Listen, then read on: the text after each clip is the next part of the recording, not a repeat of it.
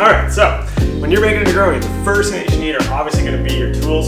So first up, we've got our mixing glass, we've got our strainer, we have our adorable little bar spoon here, and we also have our jigger for our proper measurements.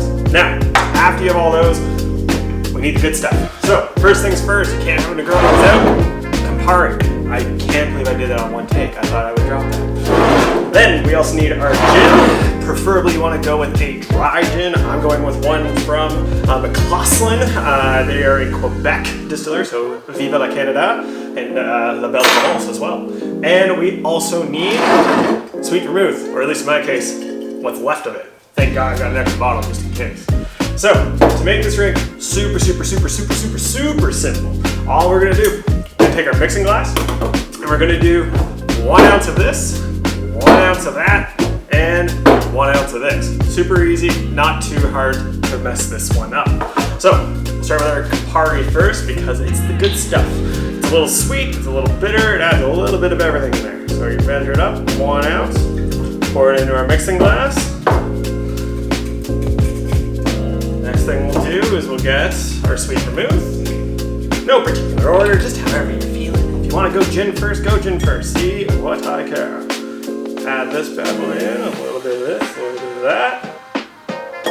Pour it in.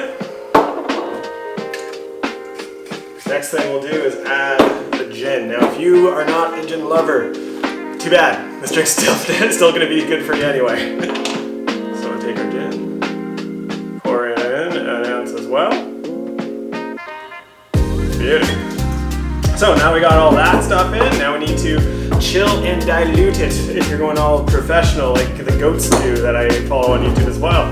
So all we're gonna do, grab some ice. I know I should be using an ice spoon or whatever it is, but I don't have one, and this drink's just for me anyway, so who cares really? So we're gonna take it, gonna fill up our glass here, nice and high, full of ice. Now they always say clear is best, so if you don't want to make clear ice, a top tip, go to your gas station and buy a bag of ice. That's what I did with my drink here, and they have nice clear ice the entire time, so we can't complain that. All right, next thing we'll do, stir it up. So we're just gonna stir, usually say 60 stirs if you will. I say just go until it's nice and cold to the touch, or until you start to see condensation forming.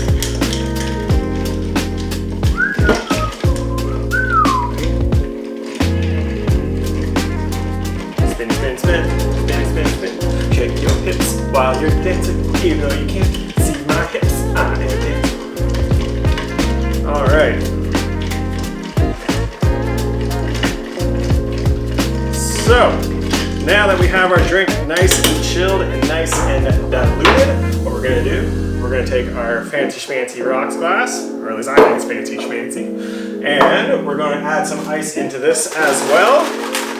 You can do it with a big ice cube if you want.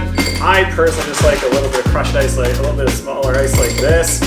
Big cube just is a big pain in the butt, I would say. Plus, the majority of us aren't gonna have the big cube chillers.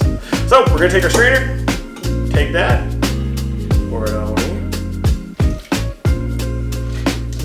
Ooh, that's pretty. Now we pour it all in. It's all ready to go. Sit back. Take a sip.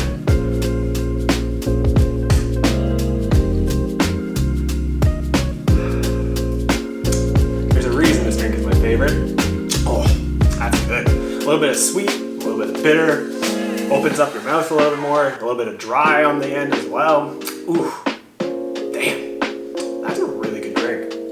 Now, for those of you that may not know, the lovely Negroni here was a beloved drink by one of my favorite people, Anthony Bourdain. Rest in peace.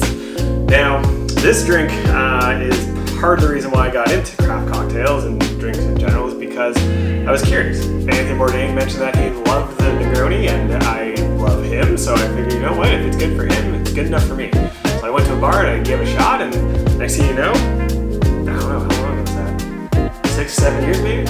Fast forward, here we are. That is delicious. I encourage all of you to give this one a shot. It's super easy, it's not hard to mess up. It's an ounce of everything and that's it. And the cool thing about this one as well is that you can also toy around with some of the ingredients. You can add in better vermouth, you can add in a better gin or a gin to your tasting. you can add in a different Campari. Like for instance, where's mine? I'm down here, I swear.